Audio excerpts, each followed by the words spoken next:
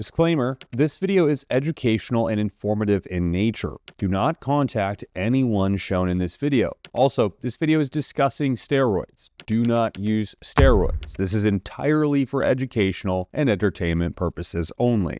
We talk about a wide variety of different cases as it relates to steroid abuse, specifically female abuse and physiological changes that females tend to experience when abusing the steroids. Of course, the reason for this is pretty multifactorial. I have three. One, I find it extremely fascinating is this subject to research because there's people willing to do this over a very long time horizon, sometimes decades, and the effects are profound and unique because you don't see this in clinical data. You don't see this in a study at all, because doing so would be immoral and it would be impossible to have done. So watching these people do it to themselves is something entirely interesting, both psychologically but also physiologically. Two, it's highly educational to review some of these situations, especially for people who aren't so well versed within the chemical warfare that is bodybuilding. I think furthermore, the women that are really interested in bodybuilding and fitness needing to kind of understand the side effects of these steroids is really important. Not only that, but other performance enhancing drugs. And so these videos and talking about these people can be wildly educational. And then number three, of course, it gets clicks. That's just as simple as it gets. What we don't often touch on though is what happens in the later years of bodybuilding. What happens to somebody when they were avidly doing this when they were younger and they begin to age? What happens when those side effects that were experienced in their 20s now have time to maturate into their 60s? Is their body trophy worthy, or is it now just a spectacle that people gawk at when you're out in public? Today in this video, we're going to find out using a gal named Sylviana, a female fitness enthusiast who has an obsession with AI and old photos of herself posting for the first time back in July of 2023 on Instagram. While in these photos, she's clearly involved quite heavily in bodybuilding and likely using androgens due to some telltale features such as the receding hairline, the mechanisms of which we will talk about later. These are earlier photos of her, and we're going to do a deep dive and try to even go back further. This photo in particular is a good representation of where she was just a few years ago, and when we compare it to now, which you'll soon see, it's drastically different. But we can do better. We can go back further into Sylvia's past and see what's going on. Now, which I actually had to head over to Facebook for, and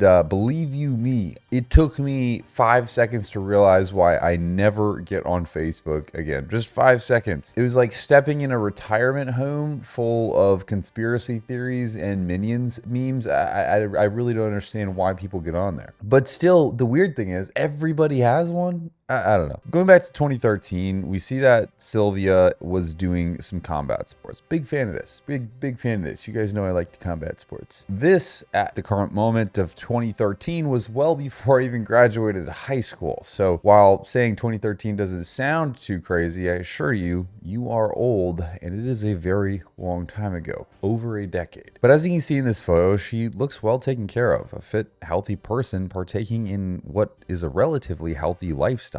Side note, and I think this is really important because a lot of bodybuilders do watch this, I encourage anybody to do combat sports, whether that is jiu-jitsu, Muay Thai, boxing, kickboxing, whatever you really want to do. It is one of the most, if not the most beneficial form of working out that you can possibly do. You don't have to do contact, right? You don't have to do the full competition. Sparring is really healthy and I think you should do it. But generally speaking, you're having a great cognitive challenge in having to move your body and think through the movements that you're doing, especially when you're sparring against somebody else. So you're challenging your mind very, very much so, as well as getting physiological sort of excitation. You're working out more or less. I don't know why I had to say it so ridiculously, but you're working out very rigorously. A phenomenal way to train your body, but also train your mind. Now, while she isn't young at this point, she isn't old either, likely in her late 30s to maybe early 40s is my guess. But then just a bit over 2 years later, we get this post with a bit of a gym crew here, and she is sporting a sporty sports bra to show off her insane build. Nothing abnormal, however, just a very jacked photo, a casual picture, some heavily muscled mass. I do believe at this point she's probably on the Sazul, but still nothing insane. Now, when I refer to this, or I say androgens or performance enhancing drugs or PEDs or Sazul or gear, what I'm referring to very clearly is steroids and their analogs. So things like primobolan, trenbolone, masteron,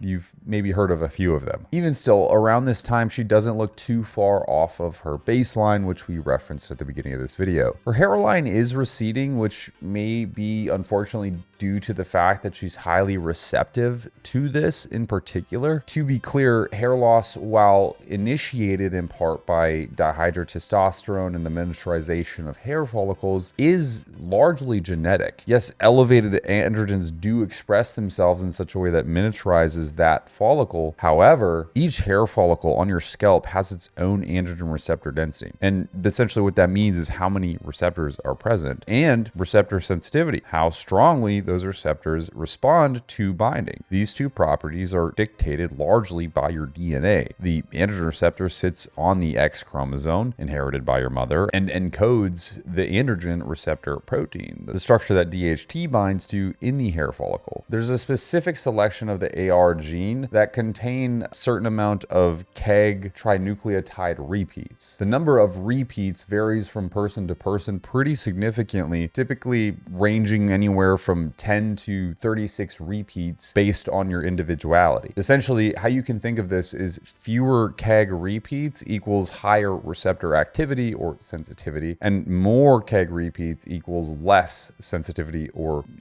less activity. This also falls back on someone's ability to progress on steroids or other performance enhancing drugs as well, how they react to it. Some people may respond so favorably to just the smallest dose of steroids, while another person might need 5x literally what they are taking to get an equivalent response. The analogous effect is not conducive to analogous dosage, essentially. And I realize I said KEG repeats without really explaining what this is. We're getting a little bit in here, so bear with me. Editor, we might need to play some like Subway Surfer here so that people keep their attention span. A KEG repeat is essentially a short sequence of DNA, CAG, which stands for the nucleotides cytosine, adenine, and guanine, but we'll just call them, for obvious reasons, CAG, because that shit's way too much of a tongue twister. But essentially, these repeat several times in a row within a gene. Think of it like this. Your DNA is a long instruction manual made of 4 letters, A, T, G, C. Sometimes a word or phrase gets repeated over and over again just by chance in a specific part of this manual. In this case, the word is CAG, KEG. And in the androgen receptor gene, it's found inside the part of the gene that encodes for receptor activation, or essentially activation domain is the technical term, but how sensitive that receptor site is to activation. So the more by chance CAG repeats that you have in that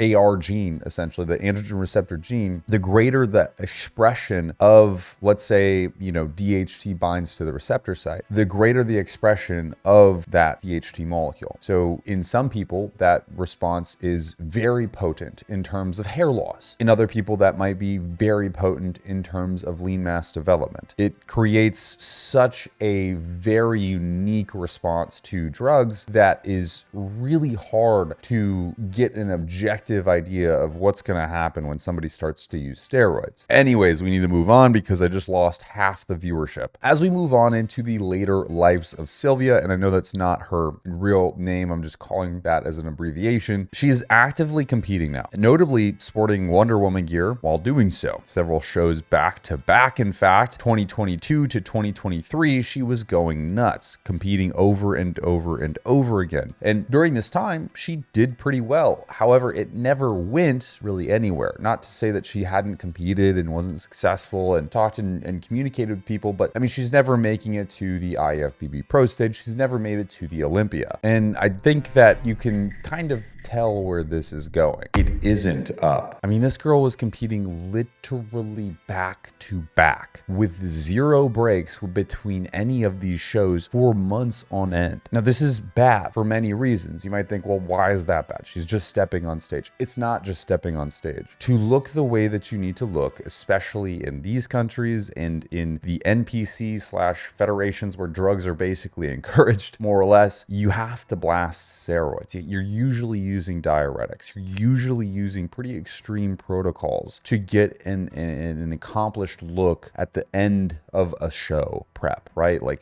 prepping for this event where you step on stage. So your peak exposure to the most detrimental compounds is probably the week to weekend of that show in the entire timeline of events, that entire season. And so your androgen use and other drug use scales right up until that weekend, and then it falls off, or at least it should. Therefore, you recover, you get back online, you check lab metrics, you look at everything, make sure it's good. And especially if you're a female, this is where you can avoid a massive amount of virilization, is just cutting cold turkey post-show. But this is not the case when you continually repeat. You might have to peak and then, oh, I can come down for a little bit and then peak again, and then peak again, and then peak again. And so your baseline level of usage with all of these drugs, diuretics, stimulants, steroids, so on, is much higher than anyone else's would be if they did, let's just say, one show a year. This photo really does show the significance of this. This was all within a year, but it doesn't stop. Moving into the following year, we have the same thing. I mean, she's getting after it, and you can see the effects from her first show to her more recent shows. She looks old, but only within a handful of months, and it's not just leanness in her face, because each show she's lean. And after that, after all those back-to-back shows, what is she left with? Well, yeah, some trophies on her shelf for sure,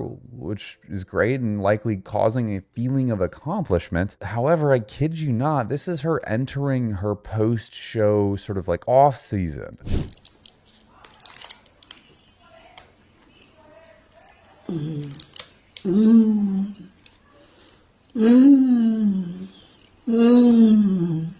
Yeah, boy.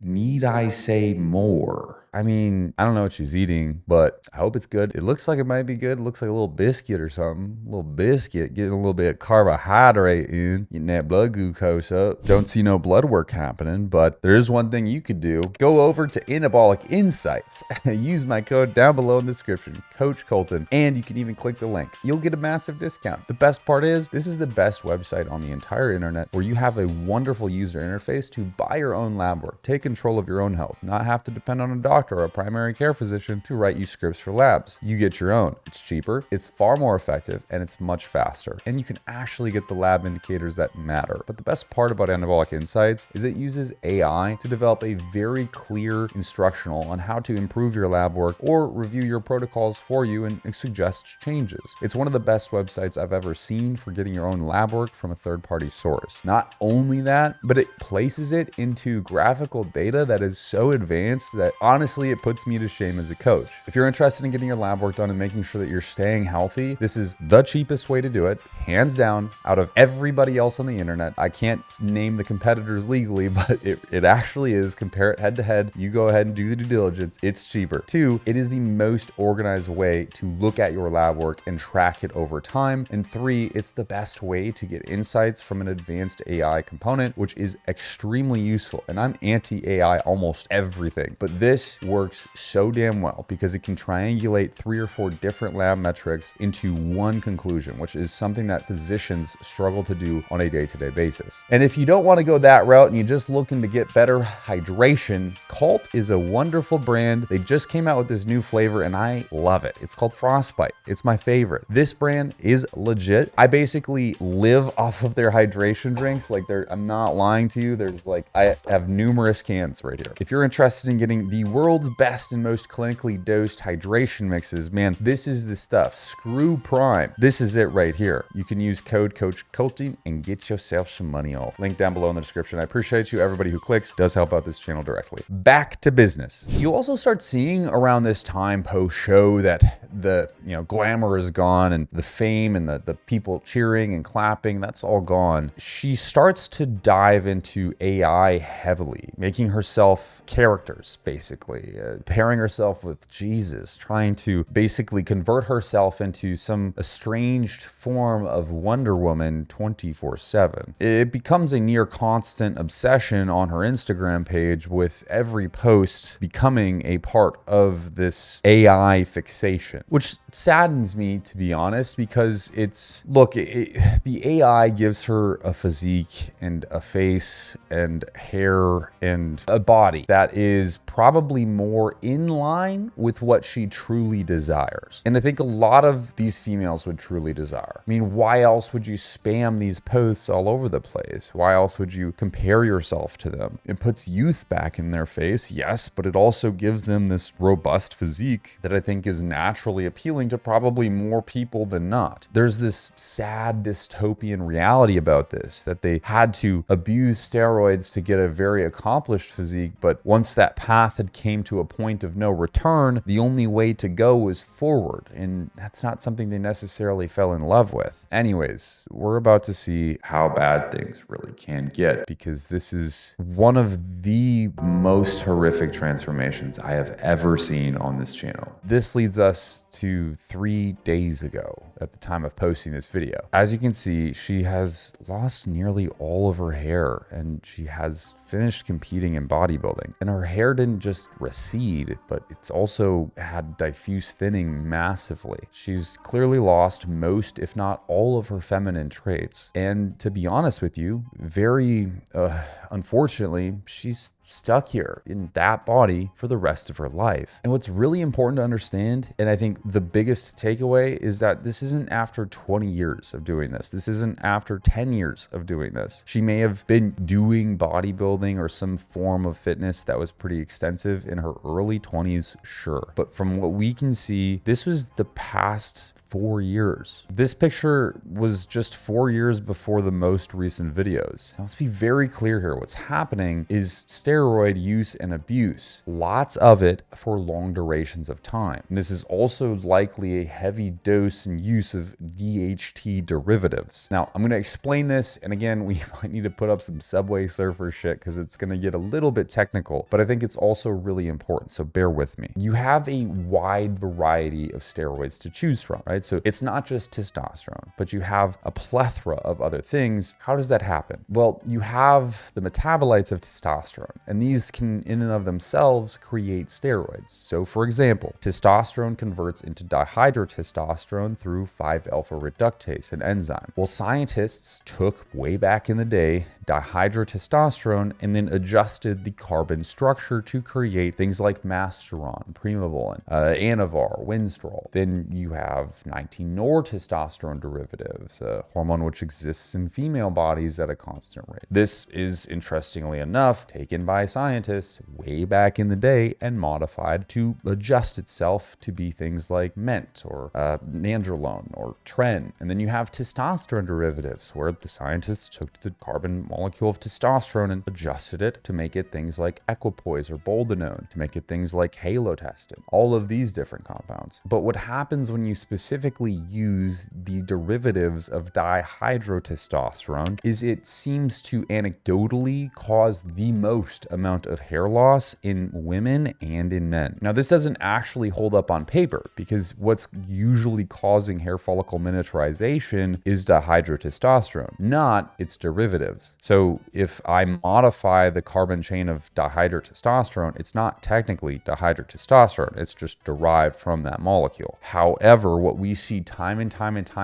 again with thousands and thousands of people is that the DHT derivative usage is going to cause very prolific hair loss. That's why I kind of believe she was mainly abusing these for most of her careers, which nuked her hairline. Now, to briefly explain one more time, each hair on your head grows from a follicle under the skin, and that follicle goes through cycles. There's a growth phase, the anagen phase, a resting phase, the telogen phase, and then a shedding phase, the catagen phase. Under normal conditions, this cycle can last years, but when certain follicles get exposed to too much androgen signaling, it changes the biology of that follicle. Instead of growing thick and robust hairs, the follicle starts to produce thinner, more frail strands of hair. Over time, those androgens signal for shorter and shorter growth phases, which means weaker and weaker hairs. And this continues on until that pore, that little follicle under the skin, unfortunately, basically dies away. Essentially, you can reverse it. It's not entirely dead, but it's going to require things like microneedling, minoxidil, taking a DHT blockade like finasteride or dutasteride, all of which you really shouldn't do without someone advising you first that is a medical professional, but you get the point. This happens to men or women. It's